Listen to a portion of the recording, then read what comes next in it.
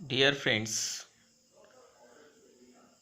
today we are going to learn a new chapter Kepler's Law। अगर आपको ये video अच्छा लगे तो आप मेरे चैनल को लाइक ज़रूर करिए, शेयर करें और सब्सक्राइब करें।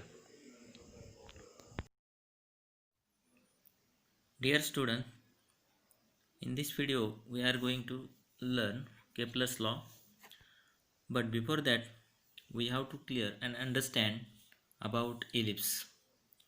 Students, you know that the planets move around the sun in the path which is known as orbit, and shape of orbit is not a circle, it is just like a shape of ellipse. Now question arises, what is an ellipse? Its shape is just like egg. It has 2 points called focus or foci. In figure you can see focus 1, that is F1, and focus 2, that is F2. If you take any point, the distance from the one focus and the distance from the second focus, by adding these two we get same distance and same amount. Like this you can get same distance at any point. This is called elliptical shape.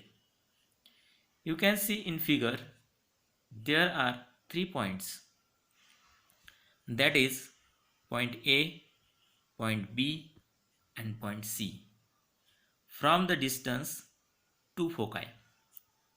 If we calculate the distance, we can get AF1 plus AF2 is equal to BF1 plus BF2 is equal to CF1 plus CF2.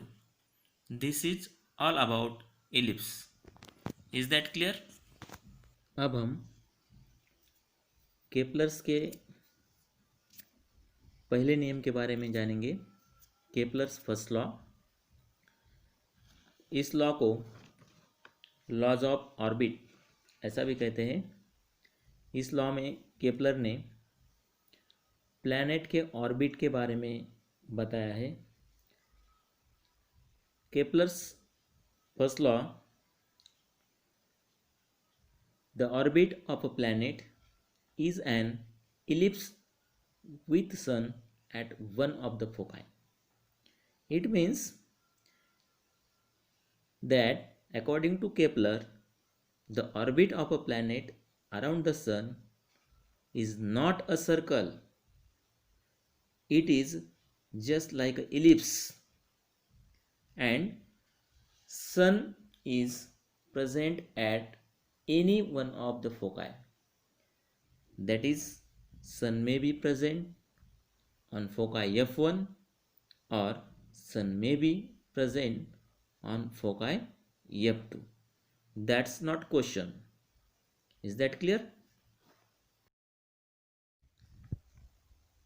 Kepler's second law, it is also known as laws of area. According to Kepler, he stated that the line joining the planet and the sun sweeps equal areas in equal interval of time. You can see in figure the area A and area B is equal, and the area A and B covered by planet after equal interval of time.